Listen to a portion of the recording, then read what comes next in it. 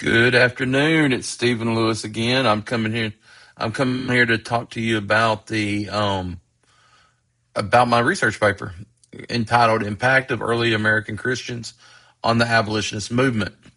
In this research, I'm arguing that antebellum Americans didn't just have religion; they built civic life through churches, denominations, seminaries, voluntary societies, and print networks. And in the slavery controversy, those institutions didn't sit on the sidelines. They acted like amplifiers. They spread moral arguments, enforced social discipline, and maybe most importantly, decided what counted as legitimate Christian speech in public. So the slavery debate quickly became more than a policy argument. It turned into a fight over who could speak for the church, how the Bible should be read, and what Christian history meant for moral judgment. A lot of historians call abolitionism an evangelical crusade, and that's not totally wrong, but it can hide what actually made Christian influence powerful. My point is narrower and more structural. Christian influence mattered most when it became institutional power, not just personal conviction, but routinized influence through pulpits, pamphlets, denominational publications, ministerial ordination, church discipline, and networks of reform societies. That where theology turned into leverage. Churches and seminaries weren't just places where people had opinions, they were gatekeepers. They controlled who got a pulpit, who stayed in good standing, and what kinds of activism counted as faithful Christianity. That's why biblical interpretation was such a battleground. The argument wasn't only what does the Bible say, but who was the authority to interpret it. Literal proof texting versus conscience driven Christian ethics.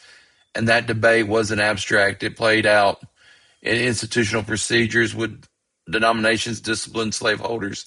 Would churches allow abolitionist preaching? Would ministers treat slavery as a personal issue, or as a public sin that required institutional action? When abolitionists said slaveholding was a church disciplining offense, they were making a jurisdictional claim. The church cannot claim moral authority if it tolerates slavery inside its own membership. Print culture made all this even more potent. Abolitionist newspapers and pamphlets linked scattered congregations into what was basically a national accountability network. A sermon, a denominational vote, or a minister's public silence could be circulated as evidence of faithfulness or compromise. That created reputational pressure, almost like a public church court. And abolitionists used that pressure strategically, especially by attacking slaveholding religion, not just slavery itself, but the way churches and clergy would normalize it. That's why documentation mattered so much.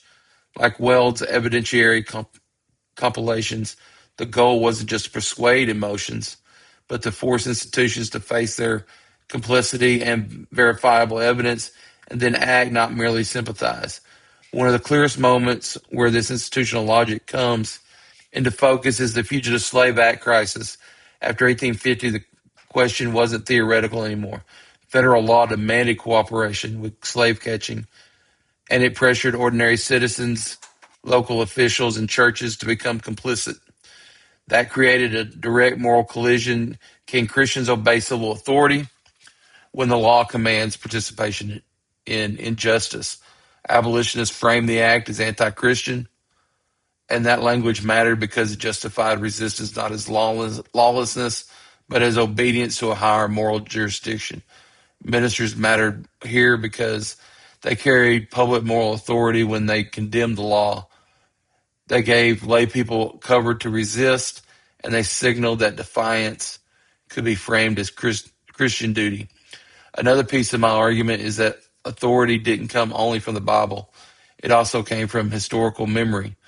Both sides appealed to historic Christianity, mining church history as evidence. Pro-slavery writers used the long coexistence of slavery and Christianity as precedent, while anti-slavery writers argued that the church's past failures were evidence of the need for reform, not proof of moral permission. In other words, memory became a weapon Whichever side could claim continuity with true Christianity gained legitimacy in the public square.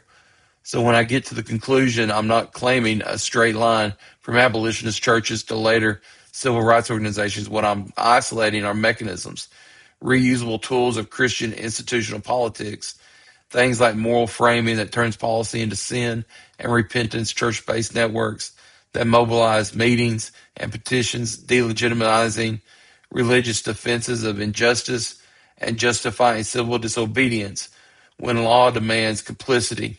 The enduring lesson is basically this: institutions magnify moral action, but they can also magnify moral wrong. And in the abolitionist crisis, the struggle over slavery was inseparable from the struggle over Christian legitimacy. Who gets to define it, enforce it, and use it to shape public life?